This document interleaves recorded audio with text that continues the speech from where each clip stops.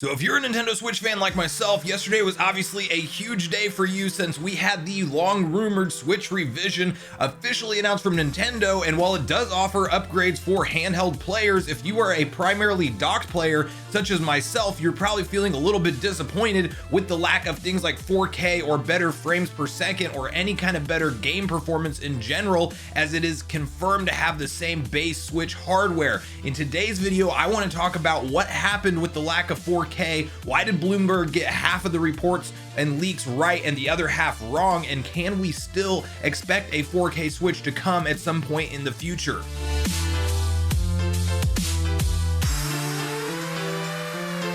What's up, Nation? If it's your first time on the channel, make sure you join Sunbro Nation by subscribing below. Hit the like button on this video if you enjoy it today, and make sure you turn on your bell notification icon so you're kept up to date with all the newest gaming news. As I mentioned, guys, we are talking about Nintendo Switch OLED and the lack of it really being a pro-level console, and what is Nintendo really going to be planning here? Because if you were like myself, you started to believe all the Bloomberg reports and all of the leaks that were pointing to, things like a 7-inch OLED screen being sent to manufacturers, and Bloomberg reporting on that, and Mochizuki and other people who have leaked Nintendo information before go on record saying that, hey, the Switch revision is around the corner. It's probably going into production in July. It's probably launching between September to October, and it may even be announced before E3. Now, when it didn't happen before E3, obviously everybody kind of lost a little bit of faith in the leaks being real, but it turns out that about half the stuff that Bloomberg claimed was real. But the big thing that was missing is the claim that Nintendo was asking their developers to get games 4K ready,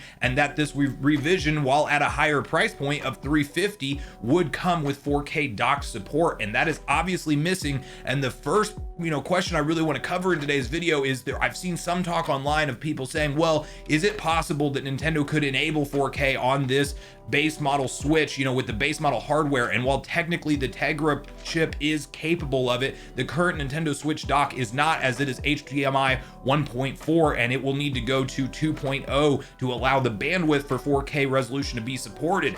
Now, here's my theory on this. While it is maybe possible that Nintendo enables it through some kind of software update, I don't think that's what they're going to do. I do think that maybe the new dock will be 4K capable, but it won't, be enabled until a future Switch model that will feature 4K, because if you know anything about marketing and promotions, you're not going to leave out a 4K icon on your retail box or make some kind of mention of it when you're trying to hype up the sales for the system. And this was obviously a big push for Nintendo to, move the price point to $350, give us an OLED revision.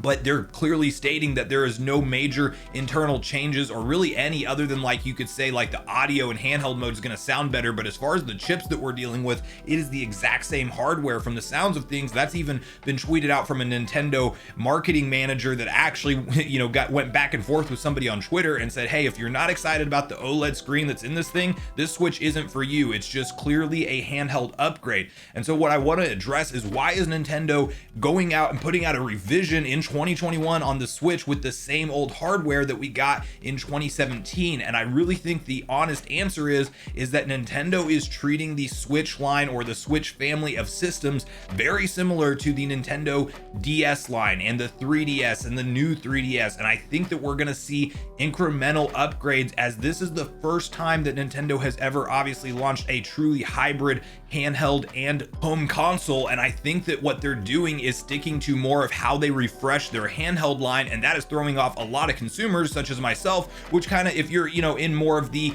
modern other consoles, you're expecting things like the PS4 comes out, and then like 3-4 years later you get a PS4 Pro. Xbox does the same strategy, and you're getting some beefed up hardware for your extra money, and that is not the route that Nintendo is going. They are going the route of kind of like, I would look at this as the Switch XL, where it's the same exact hardware as the DS, and then they went with an XL screen, and that's kind of how they're marketing it. Well, I want to walk through kind of my speculation on what I think we can expect from Nintendo, because now that they have 3 different versions of this console out, and they're clearly selling it as a family of systems, I do think that we can look at their past and how they've handled the DS line and kind of level some expectations on probably what we can expect to see going forward for the Switch. So on screen, you will see a actual release graphic of every DS and 3DS model that was announced and released and the year that they were released in, as this is how I think Nintendo is going to be marketing the Switch going forward. And as you guys can see, when you look at their handheld lineup, there is a ton of consoles,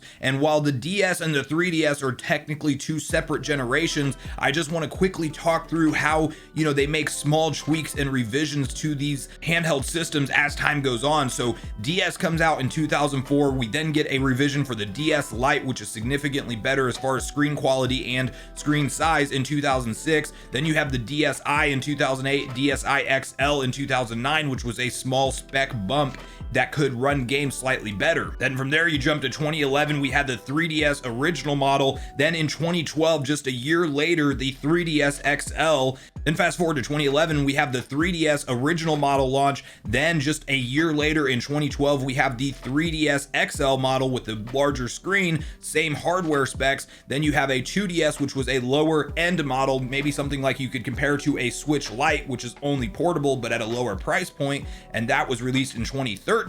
Then in 2014, we had the new Nintendo 3DS, which was a clear up spec bump and could run games better that the original DS could not. And then also in 2014, the XL was launched alongside of that as the new Nintendo 3DS XL, and then there was even a new Nintendo 2DS XL in 2017, as that was the end of the DS era, I guess you could say. But what I want to point out about that is how many systems were released, and I'm not claiming to say that we're going to have like 10 different Switch models, but I think Nintendo knows they have something very valuable with the Switch brand here, and I think they're trying to market it more as a handheld hybrid console. And so we will probably see a kind of TikTok cycle where they upgrade the handheld side of things, and then we'll see another revision come out a year or two down the line that's like, here's your extra graphics performance power for the docked players. And I think that that's kind of the formula that we can expect Nintendo to do going forward, because at some point the Switch is going to clearly need a spec bump. I mean, Nintendo always is known for doing their own thing, and they don't care if they don't have the most powerful console, and if it can't run all the third-party titles,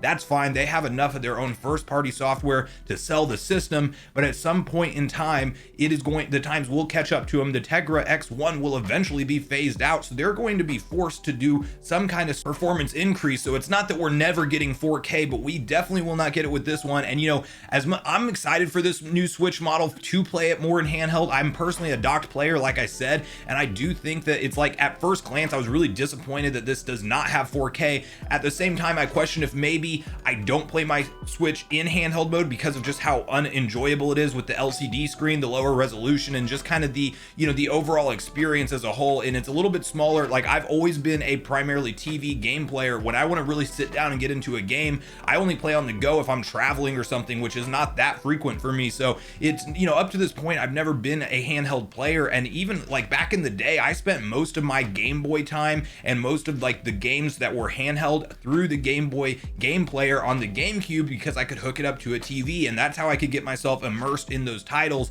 And so again, for me personally, it's like this revision is definitely disappointing, but at the same time, maybe I'm going to give it a shot and just see if I do tend to play it more on the go now, and you know, the screen is that impressive that I will enjoy this revision. But it's clearly not for everybody, and it's not going to be something that, you know, every single Nintendo Switch fan will pick up. But there's definitely a divided audience here, as you know, the Nintendo Switch is sold to a wide variety of people. A bunch of kids that don't have their own TV have it, and they're playing it in handheld, you know, exclusively. Or if you're just somebody who has, you know, maybe a big family and the family has the TV most of the time, then you're maybe playing in handheld mode more on the Switch. So I do think that this is going to be a notable upgrade and a good revision for a lot of people. But what's kind of controversial is the increased price point with, you know, really no new specs other than the OLED screen. And so that is obviously a big deal. Nintendo could very easily be pushing the 350 as the new normal, and they phase out the, you know, base model Switch at some point. And then maybe whenever we do get that 4K system, it might be 400. I mean, inflation's a real thing, and we're continuing to see prices go up on everything,